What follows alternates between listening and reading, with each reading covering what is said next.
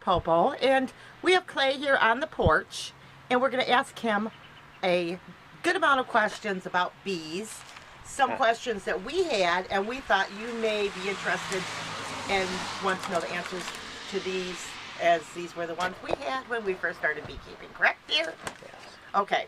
First question I have for you, Clay, is this: how many bees should a beekeeper have to start?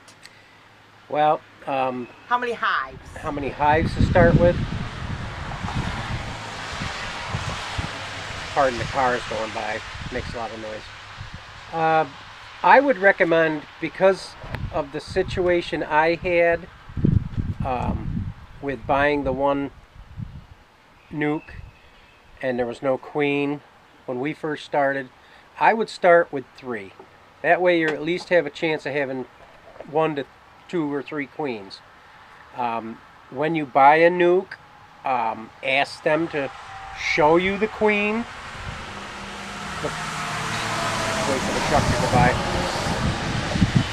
And if they're a reputable beekeeper, they will take the frames out and show you the queen. I myself right now have 5 hives, only because we had 1 hive that survived the winter out of the 3, and they had so many bees in there that we made a split. And then after I made the split so that they didn't swarm, and once I made the split, one of them swarmed anyhow, so that gave us 3 hives out of 1 hive from the spring. Okay, now when can you start collecting honey if you're a new beekeeper? Well, with a new hive, I would recommend not collecting honey at all the first season. Only because you need that honey to get the bees through that winter. So my recommendations would be, don't collect any honey and be very selective on how much honey you take from them on the 2nd year. Okay, now what is the difference between a nuke, and what is a nuke, and a package, and what is a package? A nuke is it's a nucleus of bees and a queen. You get anywhere from 3 to 5 frames in a nuke, which 1 frame will be brood, 1 will be a mix of brood honey and pollen, and the other one will be a honey, so that they have something to start with for eating and starting the hive up.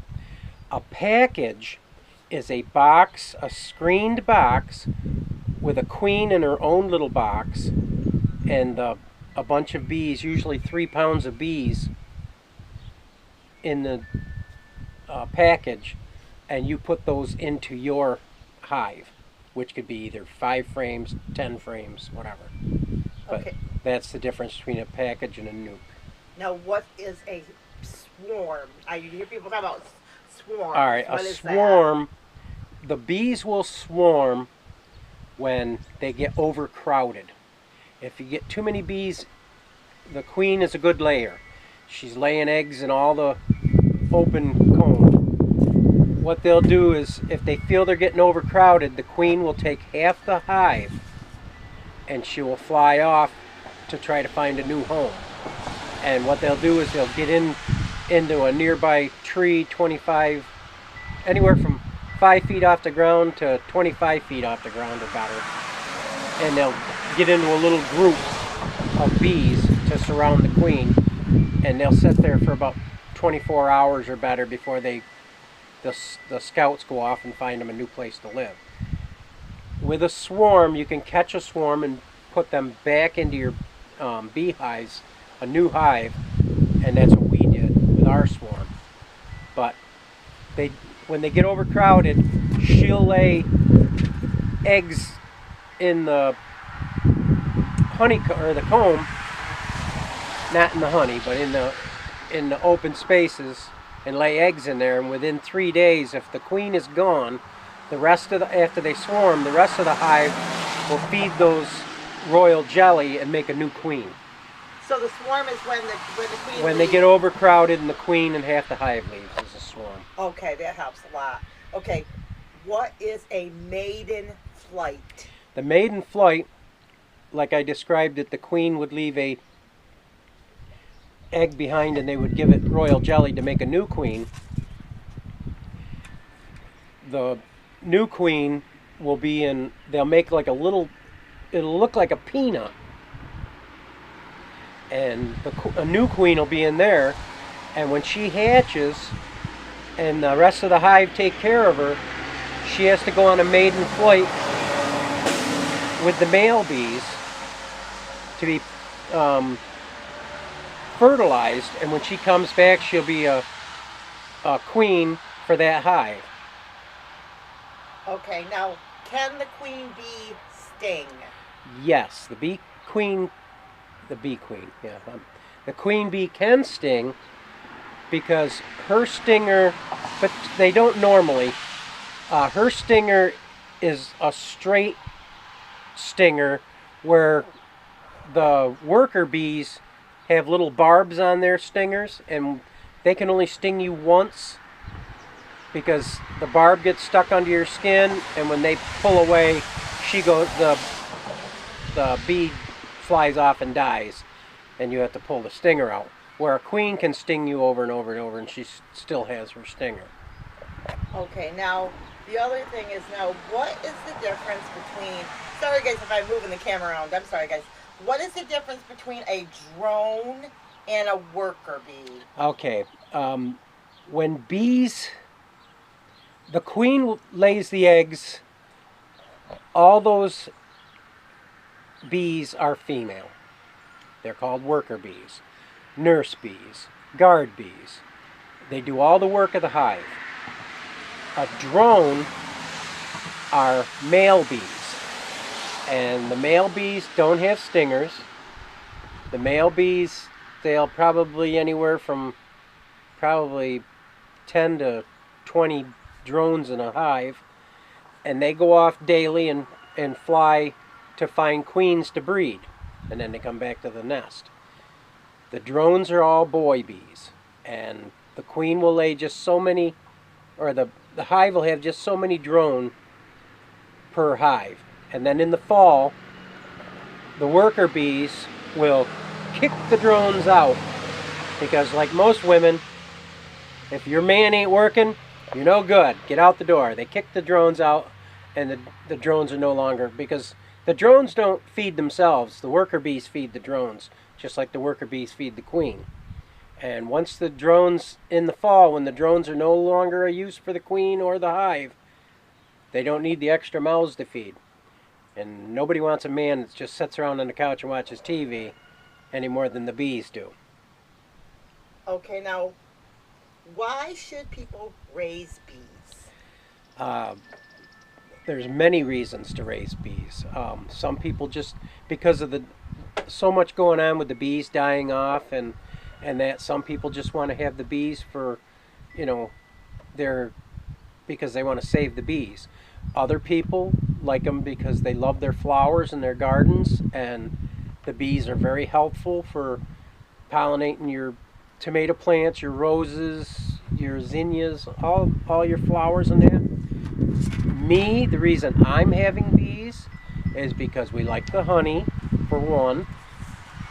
Two, I've got fruit trees that haven't been producing like they should, and the bees will help produce the fruit after pollinating the blossoms, and they're useful for our garden, and we've got flowers and things too and I just enjoy watching the bees. It's more entertaining just sitting in a chair and watching the bees than it is sitting watching TV.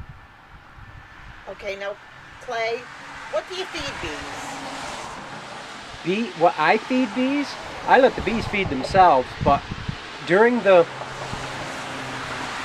summer months when there's no pollen from the flowers and that, when the spring flowers start dying off, the bees have got things like clover and things that they can find pollen and stuff to help feed the brood, but there's a low and that's usually July, August and that. So I feed them sugar water to help, but trouble with feeding the bees, it draws everybody else's bees in the neighborhood in, and you can get diseases from somebody else's bees and that. But I try to keep them with a little sugar water so that they can get until fall when the goldenrod and that come in, where they can get more pollen and stuff for the winter storage. Okay, now, how do you winterize your bees? I saw videos where they wrap the beehives with insulation and all that, and I've saw videos where people don't do a thing to the bees, and they have I myself, I did not wrap my bees, and I came out in the spring in good shape.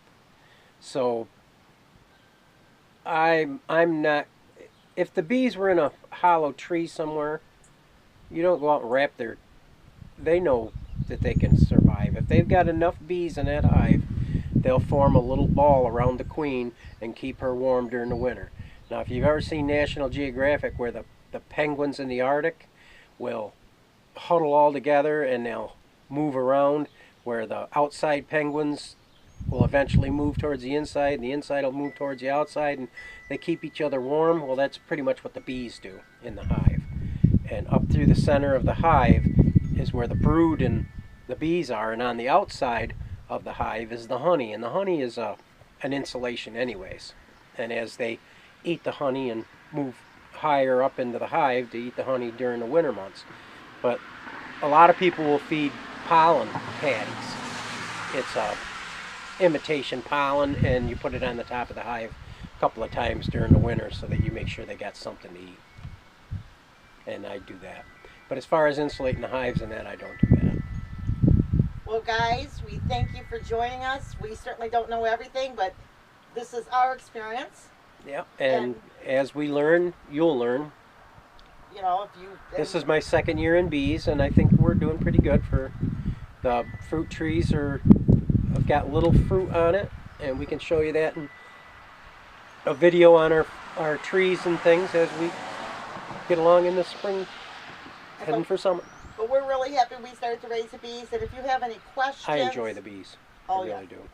If you have any questions, comments, please feel free to share it with us. We're just a couple of backyard farmers up here in upstate New York. Even if you think I'm doing something wrong, tell me.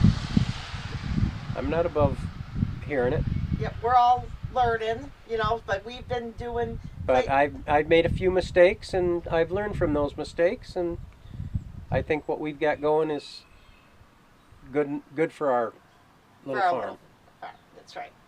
Okay, guys, like, subscribe. We'll see you in the next video. And just a little note here, we don't do Patreon. We don't ask for money on our channel. But what we would ask, guys, is the best way to help us is by liking and commenting on our video. And share. Exactly, and share. That helps us a lot. So thank you. Have a blessed day, and we'll see you in the next video. God bless. Bye-bye.